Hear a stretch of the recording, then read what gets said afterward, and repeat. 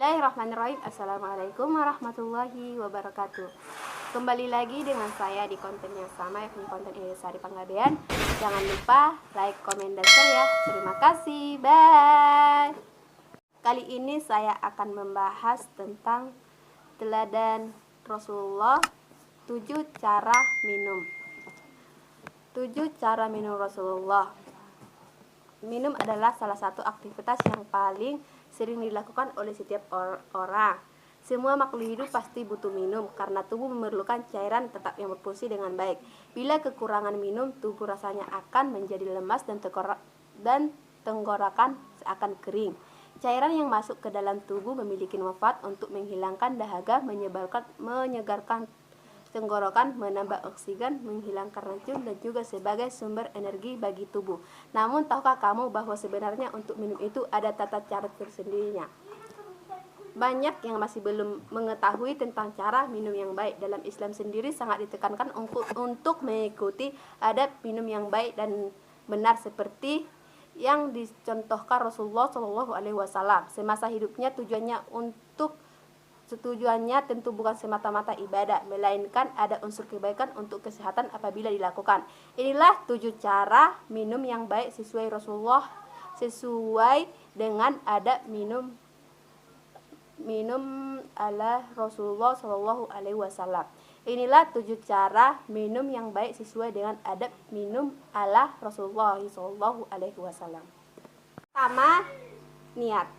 Sebelum minum, hendaklah berniat terlebih dahulu agar cairan yang masuk ke dalam tubuh bisa membuat tubuh terasa lebih berenergi lagi. Selain itu, niat minum juga ditujukan untuk beribadah kepada Allah Subhanahu wa Ta'ala. Seperti hadis, "Innama a'malu binniyat." Amal seseorang itu didahului dengan niat. Yang kedua, baca doa. Biasakan untuk memulai sesuatu itu, terutama untuk minum itu, dengan membaca bismillah. Rasulullah SAW bersabda, "Wahai anakku, jika engkau hendak makan, ucapkanlah bismillah. Makanlah dengan tangan kanan dan makanlah makanan yang berada di dekatmu." Yang ketiga, tidak bernapas dan meniup air minum. Dalam suatu hadis dari Abu Qatadah, Nabi SAW berdoa, "Jika kalian minum, maka janganlah bernapas dalam wadah air minum." Larangan bernapas dalam wadah air minum adalah termasuk etika karena dikhawatirkan hal tersebut mengotori air minum atau menimbulkan bau yang tidak enak, atau dikhawatirkan ada sesuatu dari mulut hidung yang jatuh ke dalamnya dan hal-hal semacam itu.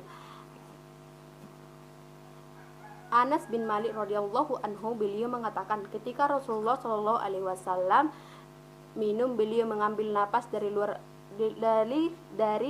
wadah air minum sebanyak 3 kali, dan beliau bersabda, hal itu lebih segar, lebih enak, dan lebih nikmat. Yang keempat, minum dengan tangan kanan. Setiap kita melakukan aktivitas, maka didahului dengan kanan kecuali dengan anjuran jika berkenaan dengan tangan kiri. 4. Minum dengan tangan kanan. Tangan kanan dipercaya untuk melakukan hal-hal baik. Begitu pula saat minum, di mana Rasulullah SAW pernah pula bersabda, agar manusia makan dan minum menggunakan tangan kanan. Hal ini dapat dipercaya akan membawa berkah dan membuat tubuh menjadi lebih segar lagi. 5. Dilarang minum langsung dari mulut atau teko atau ceret. Dari Abu Hurairah, beliau berkata, Rasulullah SAW melarang minum langsung dari mulut atau wajah air yang terbuat dari kulit atau wadah air minum yang lainnya. Menurut sebagian ulama, namun mayoritas ulama mengatakan hukumnya makruh. Maka orang yang hendak minum, tuangkanlah terlebih dahulu ke dalam gelas kecuali dalam keadaan terpaksa. Keenam itu tutup botol minum pada malam hari. Biasakan diri kita untuk tutup wadah tempat air minum. Air minum berada pada malam hari, dan jangan lupa mengajarkan kepada sahabat, teman, atau atau kepada orang lain sebagaimana hadis yang telah ditetapkan. Tutuplah bejana-bejana dari wadah air, karena dalam 1 tahun ada 1 malam ketika itu turun wabah. Tidaklah ia melewati bejana-bejana yang tidak tertutup ataupun wadah air yang tidak diikat, melainkan akan turun padanya bibit penyakit. Yang ketujuh, bersyukur. Hendaklah merasa puas bersyukur dengan minuman yang ada dan usahakan untuk tidak mencelanya, karena sebagian sesuatu yang diucapkan merupakan berkah yang harus selalu disyukuri dengan adanya. Setelah kita minum, kita dianjurkan untuk mengucapkan alhamdulillah.